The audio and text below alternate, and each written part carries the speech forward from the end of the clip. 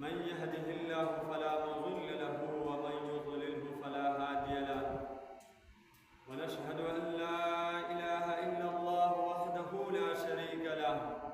ونشهد أن سيدنا ونبينا وشفيعنا وحبيبنا ومولانا محمدا عبده ورسوله أرسله الله تعالى إلى كافة الناس بالحق بشيرا ونذيرا وداعيا إلى الله بإذنه وسراجا منيرا وصلى الله تعالى عليه وعلى آله وأصحابه وبارك وسلم تسليما كثيرا كثيرا أما بعد فأعوذ بالله من الشيطان الرجيم بسم الله الرحمن الرحيم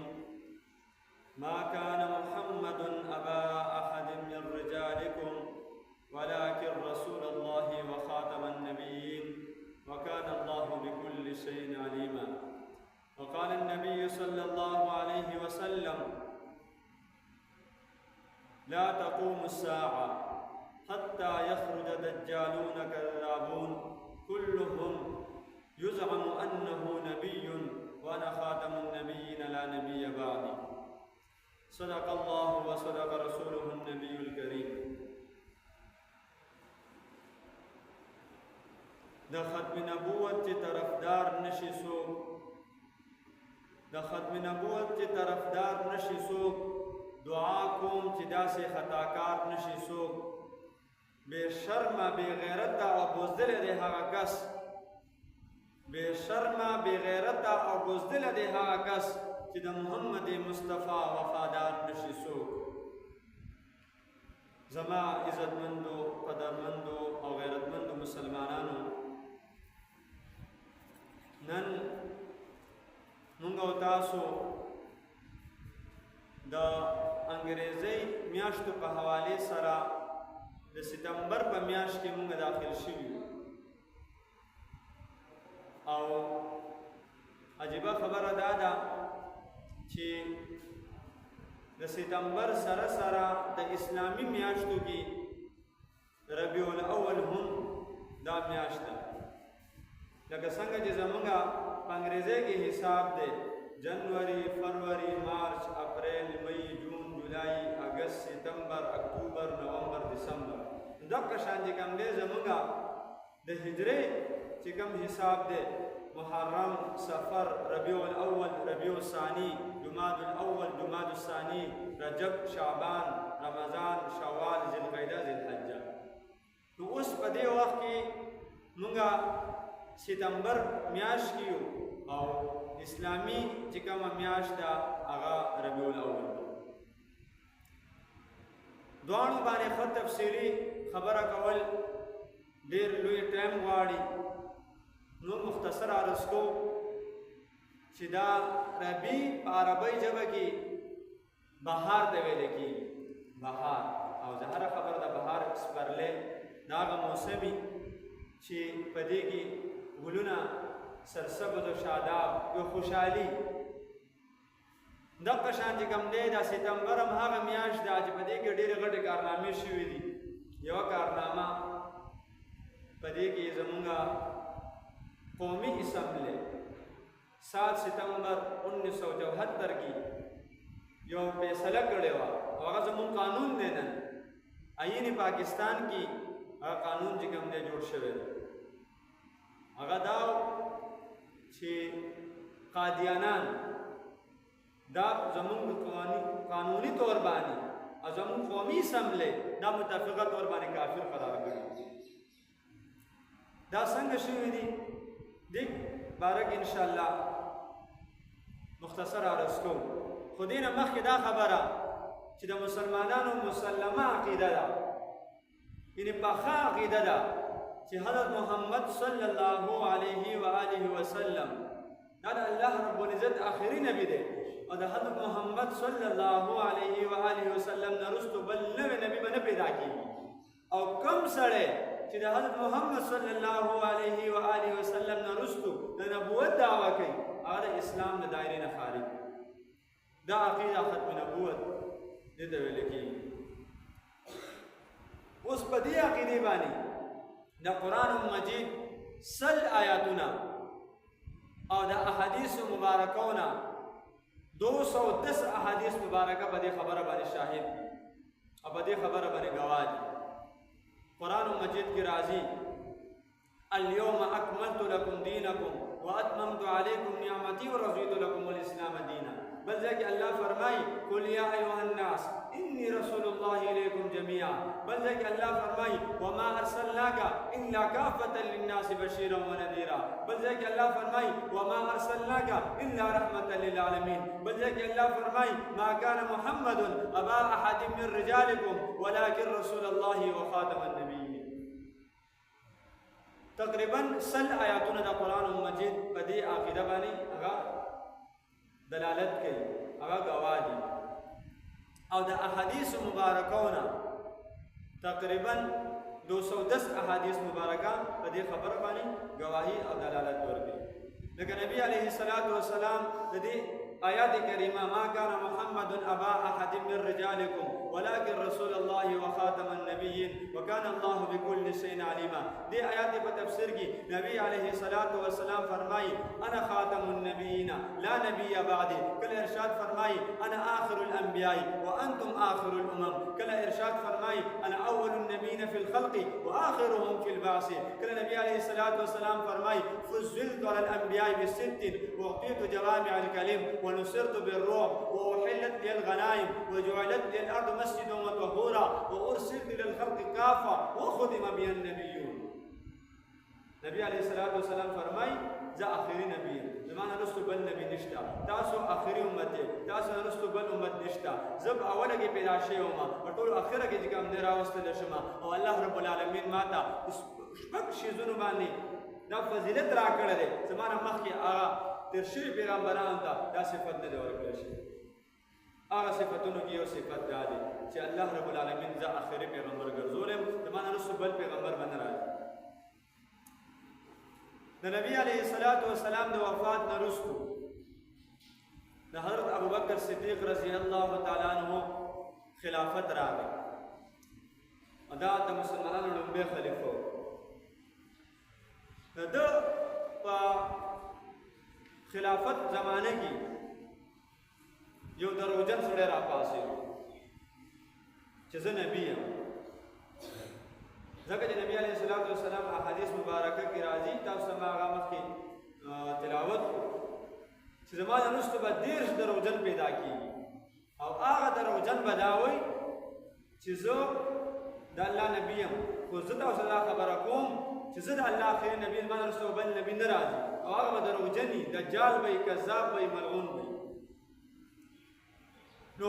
ابوبکر صدیق رضی الله تعالی عنہ زمانه کې چې کوم سړی د نبوت دعوا وکړه د هغه نوم مسلمه کذاب. ابوبکر صدیق رضی الله تعالی عنہ د هغه خلاف جهاد اعلان کړي او خلکو ته فرمایي قد انقطع الوحي وتم الدين ينقص وانا حي. یعنی دین مکمل شوی دی، وحی سلسله ختمه شوه او دین کې بس کمی راځي او زه به ژوندی یم. توره یې راواخیسته میدان ته ووت. دغه زمانه کې حضرت عمر بن خطاب رضی الله تعالی عنہ حضرت ته مشوره ورکړي چې حالاتو تقاضا دا ده تاسو لږ صبر وکړئ، تاسو دومره جلدي مه کوئ، دومره تعجیل مه کوئ. حالاتو تقاضا دا ده تاسو لږ د حکمت عملې نه کار واخلئ. ابوبکر صدیق رضی الله تعالی عنہ هغه ته وفرمایي اجبار فی الجاهلیة وخوار فی الاسلام. او عمر بن خطاب رضی الله تعالی عنہ په دې خبره باندې چې کوم دی هغه ډېر زیات مطمئن شو چې حضرت ډېر نرم مزاج دی، ډېر شفقت معامله فرمایي د مسلمانانو سره او د کومه زمانه تېره شوې ده دا ډېر برداشت والا شخصیت دی. خو نن چې دا خبره وکړه نو واقع په دې خبره کې چې چل دی هغې میدان ته ووته. ابوبکر صدیق رضی الله تعالی عنہ خپل ملګرو ته دا پیغام ورکوي که چېرې تاسو میدان ته نه وځئ زه به یوازې وځم. دغه وخت کې چې کوم دی ابوبکر صدیق رضی الله تعالی عنہ سره نور ملګري هم ووته او جنګ یمامه دا د یمامه په میدان کې چې کوم دی یو تاریخي جنګ شوی دی. په دغه جنګ کې چې کوم دی د نبی علیه الصلاۃ والسلام د تحفظ ختم نبوت دپاره 1200 صحابه کرام چې کوم دی خپل ځانونه قربان کړي. او بله عجیبه خبره سید سلیمان منصور پوری رحمت الله علیه فرمایي چې د اسلام د ابیارې دپاره د اسلام د نشر و اشاعت دپاره یعنې 30 کاله د اسلام په د خپرونکو زمانه کې د جهاد په زمانه کې او د اسلام د دعوت او تبلیغ په زمانه کې چې څومره صحابه کرام شهیدان شوي دي د هغې تعداد یې کم دی 269 دی او د جنگ یمامه په یو میدان کې چې کوم صحابه کرام شهیدان شوي دي د هغې تعداد 1200 صحابه کرام چې کوم دی هغې ښودلی او په هغه 1200 کې چې کوم دی 200 هغه صحابه کرام چې د قرآن مجید ماهرین د قرآن مجید حافظانو د قرآن مجید قاریانو 200 صحابه کرام په دې جنگ کې چې کوم هغه شهیدان او دینه علاوه 70 بدرین صحابه هغه په دې جنگ کې کوم د شهیدان شو د نبی علیه الصلاۃ والسلام د ذات د تحفظ لپاره هغه خپل ځانونه قربان کړل حالانکه بدرین صحابه کرام ډېر غټه مرتبه ده ډېر غټ دغه مقام دی الله رب العالمین ته فرمایلو چې تاسو ما بخلي چې سم کوي دنیا کې تاسو ما بخلي دا هغه صحابه کرام هغه خپل ځانونه قربان کړل ځکه د اسلام لومبه چې کوم جنگو جنگ بدر دمه هجره کې دا شوه دی نو د جنگ بدر کې چې کوم دی د نبی علیه الصلاۃ والسلام دغه د ملګرو براه راست حالات مخامخ ډېر کمزور یو څو تورې وي یو څو چې کوم دی اسونو یو څو چې کوم دی ډالو او یو څو کسانو مثلا دغه مقابله کې 313 صحابه کرام د مقابله کې 1000 کسان نو هغې د جنگ راووتو او الله رب العالمین د هغې د مدد لپاره فرشتې چې کوم دی نازل کړي قرآن مجید کې آیاتونه دا صحابه کرام د نبی علیه الصلاۃ والسلام د ذات تحفظ لپاره چې کوم جنگ وکړو جنگ یمامه په دې کې 1200 صحابه کرام خپل ځانونه قربان کړي بیا د ابوبکر صدیق رضی الله تعالی عنہ زمانې نه وروستو امامان چې کوم دی د حفظ ختم نبوت د دفاع لپاره هغې راپاڅېدلي دي لکه 3 صدۍ چې کوم مجدد دی امام طحاوي رحمت الله علیه فرمایي وکل دعوى النبوة بعده صلی الله علیه وسلم فغی وهوا دغه شان امام ابن حجر رحمت الله علیه فرمایي من اعتقد وحيا بعد محمد صلی الله علیه وسلم کفر باجماع المسلمین او د فقه حنفي معتبر کتاب چې 500 عالمانو چې کوم دی هغه په مشترکه کاوشونو سره کتاب لیکلی دی فتاوی علمگیریو ته ویل کېږي هغې دا خبره موجوده اذا لم يعرف الرجل ان محمدا صلی الله علیه وسلم آخر الانبیاء فلیس بمسلمین هغه فرمایي که چېرې سړی دا خبره نه پېژني چې نبي علیه الصلاۃ والسلام آخري نبي دی هغه سره د مسلمان ویلو لایق چې کوم دی هغه نه دی هغه سره مسلمان کېدی نه شي ځکه نبي علیه الصلاۃ والسلام آخري نبي دی علامہ الوسی بغدادی رحمت اللہ علیہ فرمائی وکونه خاتم النبیین مما نطق به الكتاب وصدعت به السنه واجتمعت عليه الامه فيكفر مدعي خلاف ويقتل ان اصرها بالکل خطا لیکي چې د دې کوم نه دی په خپل خبر اصرار کوي جزا آخري نبی نبی علیہ الصلوۃ والسلام رسول کې تر څو دا دعوا وکړه زما عزت مندو دغه شاعر وایي محمد مصطفی افضل ہے یوسار رسولوں میں محمد مصطفیٰ افضل ہے یوسار رسولوں میں جیسے ہوتا ہے گلاب کا پھول زمانے بھر کے پھولوں میں اور پختو شاعر ہوئی شب صدق یا عاشق د محمد د تور زلفو شب صدق یا عاشق د محمد د تور زلفو شاہان د زمانے بدی دربار جارو کوي سبحان الله دا شان چې کوم نه زمون په دې زمانه کې نن تقریبا 200 کال مخکې یا چې کوم نه دې سره آس پاس 1840 یا هغه چې کوم دی خپل عمر ښیي 1839 په دې کې د هندوستان په ځمکه کې یو سړی پیدا شو هغه نوم دی مرزا غلام احمد قادیاني هغه هم د نبوت دعوا وکړه نو هغه وخت کې چې کوم دی پاکستان او هندوستان دې کې د انګریزانو حکومت نو نبی علیه الصلاۃ والسلام په ذات باندې عاشق کم مجاهدینو کم مسلمانانو کم عالمانو کم مفتیانو کم قاریانو کم حافظانو هغه میدان ته راووته حضرت مولانا سید عطا الله شاه بخاری رحمت الله علیه حضرت مولانا قاضی احسان احمد شجاع آبادی رحمت الله علیه حضرت مولانا محمد علی جالندری رحمت الله علیه دا ټول حضرات چې کوم میدان ته راووته او هغې سره چې کوم دی هغې مقابلې شروع کړې علما کرامو چې کوم دی فتوا ورکړه خو دغه ظالم چې کوم دی د انګریزانو حکومت په چې کوم دی په هغې په دربار کې دننه موجود و د هغې سره چې کوم دی هغه مخنیوی چې کوم دی د هغې موجود و چې ده ته څوک نقصان ونه رسوي خو دغه عالمان چې کوم دي دغه بزرګان چې کوم دي دغه شخصیات چې کوم دي هغې یو جماعت جوړ کو او هغه جماعت کوم دی غیر سیاسي جماعت دی دغه نوم دی مجلس تحفظ ختم نبوت دا جماعت کله جوړ شو دغه بزرګانو مشر دی کوم دی سید عطاءالله شاه بخاری رحمت الله علیه دا چې کوم دی جیل کې واچو هغه په جیل کې چې کوم دی ډیر زیات پریشان و د شپې تک تور تیار ده د جیل چې کوم دی دنه جنگلی دی وسمنه هغه غزا سره دا اشعار وي زندگی کی اداس راتوں میں ایک دیا سا ٹمٹماتا ہے اے ہوا اسے بھی گل کر دے گزر چکی رات اب کون آتا ہے اب ذکر نہ چھیڑ مستی کا اب نام نہ لے پیمانے کا جب ساقی نہ رہا تو پھر لطف کیا ہے میخانے کا سید عطاءاللہ شاہ بخاری رحمۃ اللہ علیہ 10 کاله جیل خوڑل ہے اور اکثر وجہ شعر ہوئی صبح ریل میں گزرتی ہے شام جیل میں گزرتی ہے صبح ریل میں گزرتی ہے شام جیل میں گزرتی ہے بخاری کی زندگی اسی کھیل میں گزرتی ہے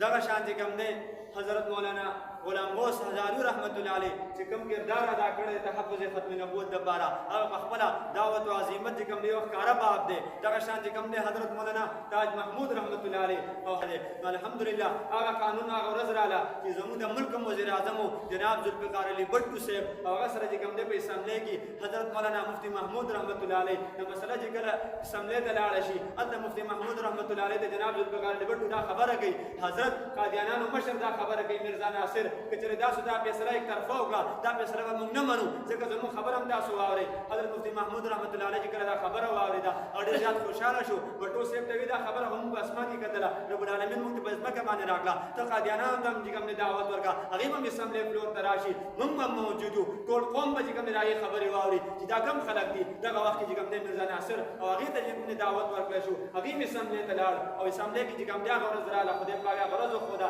چې 14 ورځې پس اسمبلی کې د جره نه وروستو دا قادیانانو دا کم مشر دا چې کوم دی افبهت الذي کفر شو خپلو دلایلو کې هغه ناکامه شو هغه چې کوم دی شکست وخوړو او دا قوم دا فیصله وکړه چې قادیانان هغه کافر دي غیر مسلم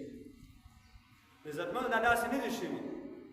دا د 1953 تحریک په دې کې چې کوم دی هغه کردار 1953 کې د لاهور په ځمکه کې چې کوم دی 15,000 کسانو چې کوم دی خپل ځانونه قربان کړي ځکه په هغه وخت کې پاکستان کې زموږ کوم وزیر خارجه ظفر الله قادیانی ځکه د انګریزانو خطاب هم ورکړی سر ظفر الله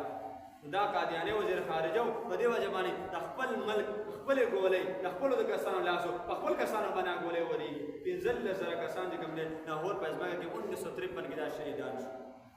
دغه چې کوم دی بیا په 1974 کې دا قادیانانو په ملتان کې نشتر میډیکل کالج په سټوډنټانو باندې چې کوم دی هغې ظلم وکړو نو دغه تحریک چې کوم دی علما کرامو بیا شروع کړو او پاکستان چپې چپې چې کوم دی دا تحریک هغې ته ورسېدو اخره کې زموږ پارلیمنټ هم مجبوره شو او هغې قادیانانو خلاف دا فیصله واوروله چې قادیانان چې کوم دی غیر مسلم اقلیت دي پاکستان کې هغې اوسېږي ځان به چې کوم دی اقلیت لسټونو ته اچي دا چې کوم دی د سن 1974 هغه تحریک مو تاسو ته مختصر عرض بیا 1984 کې چې کوم دی بل تحریک وچلېدو هغه تحریک مقصد دا و چې 1974 کې قادیانان خو غیر مسلم اقلیت قرار شو خو اوس قادیانان چې کوم دی په پټه باندې خپل کار کوي هغې چې کوم دی زمونږ کلمه استعمالوي هغې زمونږ اذان استعمالوي زمونږ سلام استعمالوي زمونږ عبادتخانه هغه شانه خپل عبادتخانې ته هغې جومات وایي خپل عبادتخانې باندې چې کوم دی هغه منارې جوړوي نو دا خو د اسلام ټایټل دی دا خو د اسلام شاعر دی دا ول استعمالوي نو 1984 کې بل تحریک وچلېد او الحمدلله هغه وخت د پاکستان کوم صدر جنرال ضیا هغه چې کوم دی دا قانون بیا منظور کړو چې قادیانانو باندې چې کوم دی امتناعي قادیانت آرډیننس دا پاس شو او په دې باندې پابندیانې ولګېدې خو اوس هم دا قادیانان چې کوم دی په دې ملک کې لګیا دي او خپل پټ چې کوم دی هغې خپل سرګرمۍ جاری کوي نو الحمدلله زمونږ چې کوم دی چیف جسټس آف پاکستان قاضي فایز عیسی صاحب هغه خو 2 پیرې متنازعه فیصله وکړه خو بیا اوس چې کوم دی 13 میاشت کې هغې چې کومه فیصله واوروله 22 اګست باندې نو الحمدلله هغه خپله فیصلې چې مخکینۍ کمې کړې وې د هغې نه هغه رجوع وکړه او دا یو چې مانه فیصله غلطه شوې وه دا قادیانان چې کوم دي د خپل مذهب دعوت چې کوم دی دوی نشي چلولی دوی چې کوم دی خپل کم قرآن مجید لیکلی دی دا قرآن مجید دوی نشي تقسیمولی په دې باندې زموږ قانوني پابندیان دي خو دوی بیا هم لګیا دي زما خپل مسلمانانو وروڼو ته دا عرض دی چې موږ دغه فتنه چې کوم ده دې نه ځان وساتو دغه قادیانۍ چې کوم دی دې ته به زموږ چې کوم شریعت دی په هغې کې ورته زندیق ویلی کېږي او زندیق هغه کس ته ویلی کېږي چې هغه خپل کفر ته اسلام وایي مثلا یو دکان دی د پیو دکان دی بار نه ښکاري د پیو دکان دی او دننه پکې شراب خرڅېږي بار نه ښکاري د چیلې غوښه ملاویږي په دننه پکې خنزیر غوښه ملاویږي. نو دغه شان چل کوي. اسلام چې کوم دی هغه بیانوي د مغرب په ژبه کې خپل کفر ته اسلام وایي او مسلمانانو ته کافران وایي. نو هغه ورځ چې کوم دی په اسمبلۍ کې راغله چې مفتي محمود رحمت الله علیه دا خبره وکړه چې ای میرزا ناصره ستاسو مشر دا خبره لیکلې ده که نه ده لیکلې چې موږ څوک نه مني ما باندې څوک ایمان نه راوړي یا کافر نه دی بلکې هغه پوخ کافر دی ستا مشر دا خبره لیکلې ده که نه ده لیکلې. نو میرزا ناصر وي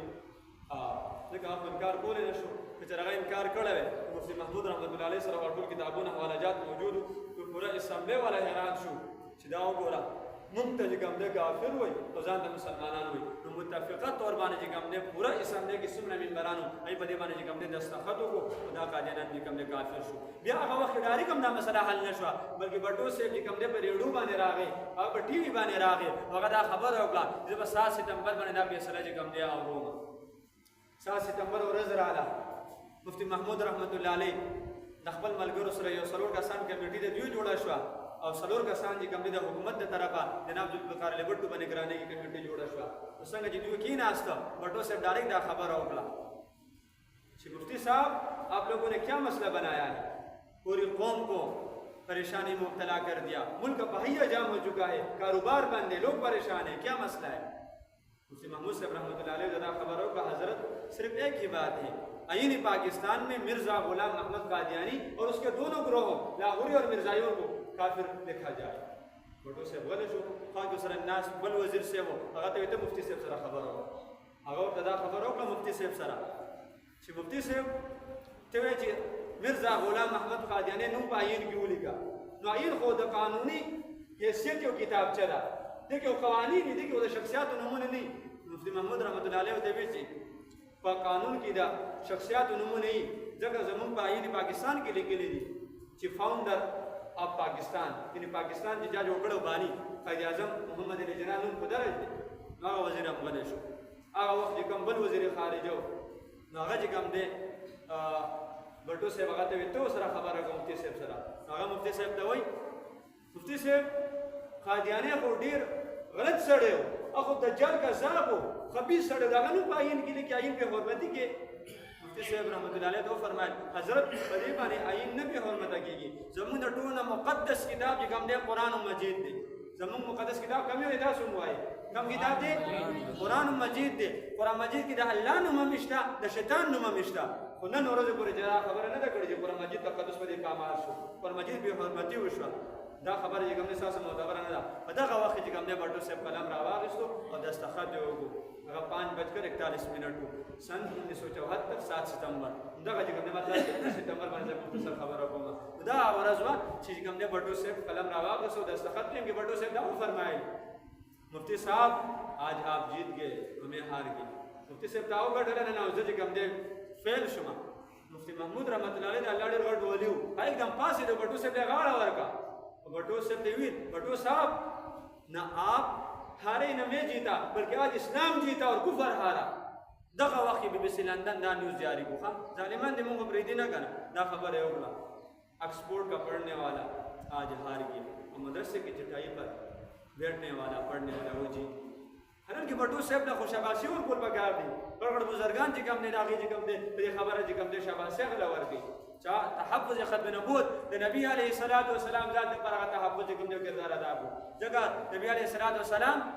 زمان استاذ آقا سید الانبیاء خاتم الانبیاء محبوب رب العالمین امام الاولین والآخرین رحمت للعالمین طول وای صلی الله علیه وسلم هغه عظیم انسان دی کم انسان کم دی افضل هم دی اعلام دی بالام دی خاتم هم دی اتم هم دی چانو په تورات کی تاب صلی الله علیه وسلم انجیل کی فاروق صلی الله علیه وسلم زبور کی عاقب صلی الله علیه وسلم په منی اسمان کی احمد په دویم اسمان کی مجتبی په دریم اسمان کی مرتضی په څلورم اسمان کی مزکی په پنځم اسمان کی مجیب په شپږم اسمان کی مظهر په اووم اسمان کی مقرب عرش باندې حبیب الله کرسی باندې رسول الله او لوی محفوظ کی صفی الله جاته لیکل شوی سبحان الله. لیکن زمود نبی علیہ الصلوۃ والسلام تعریف رسول کی دیکھو شاعر ہوئی تاریخ اگر ڈھونڈے گی ثانی محمد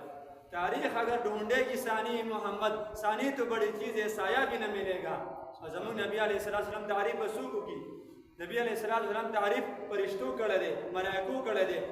پیریانو کړی دی، انبیاو کړی دی، اولیاو کړی دی، اتقیاو کړی دی، فصحاو کړی دی، بلغاو کړی دی، خطباو کړی دی، عرب والو کړی دی، عجم والو کړی دی، مشرق والو کړی دی، مغرب والو کړی دی، شمال والو کړی دی، جنوب والو کړی دی، لیکن ټول په دې خبره مجبور شوي دي. کس کی طاقت ہے کہ میں حد میں زبان کھول سکے جب خدا آپ و قرآن میں ثنا پاؤں گا. وہ دے چا طاقت دے جگہ په ثنا او صفت باندې چې کوم دې خپل جبه چې کوم دا کولاږي زګه دا تعریف چې کوم دې رب العالمین په قرآن کې کړی. زګه عبدالرحمن بابا فرمایي زه رحمان د محمد د در خاکروب یم، زه رحمان د محمد د در خاکروب یم چې مینک له خدای دې در جدا، چې مینک له خدای دې در جدا. به فرمایي شب صدق عاشق د محمد د تور زلفو شاهان د زمانه به دربار جارو کوي. د قیامت پر ورځ نبی علیه السلام چې کوم زموږ شفاعت وکړي. دغه شاعر وایي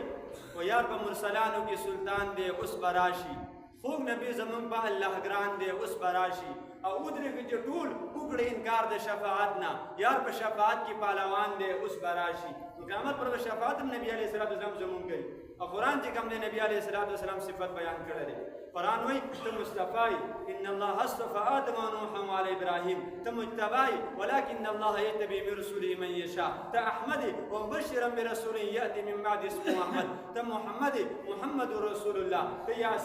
یاسین والقرآن الحکیم، ته مزمل یا ایها المزمل، ته مدثر یا ایها المدثر، ته طه ما انزلنا عليك القرآن لتشقى، ته چې کوم دی روښانه ډیوی وسراجا منیرا، ته نبی امی الذین یتبعون الرسول النبی الامي، تدعي الى الله وداعيا الى الله باذنه، تبشر ونذير وبشيرا ونذيرا، تمزكي ويزكيهم، تمعلم كتابه ويعلمهم الكتاب والحكمه، تعبد كامل سبحان الذي اسرى بعبده ليلا من المسجد الحرام. تجي کوم د مسلمانانو باندې هرڅ کوونکی چې څنګه جهنم له اور نه بچي او جنت لور والا به جوړ شي. حريص عليكم بالمؤمنين رؤوف رحيم. او تاخري نبي ما كان محمد ابا احد من رجالكم ولكن رسول الله وخاتم النبيين. زمون نبی علیہ السلام دمنا چې کوم صفات دي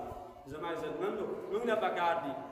زموږ ټیچرانو له پکار دي چې دا ستمبر میاشت ده په دې کې چې کوم دی هغه چې کوم سټوډنټانو ته تعلیم ورکړي. او الحمدلله زه پاکستان ګورنمنت لا په دې وخت کې شاباسي ورکوم چې هغه دا تاریخ چې کوم دی 7 ستمبر باندې هغه سېنات کې قانون پاس کو، هغه دا خبر وکړه چې په دې ورځ هم سرکاري چوټي، لکه څنګه 14 اگست ورځ سرکاري چوټي، څنګه په 23 مارچ باندې سرکاري چوټي، څنګه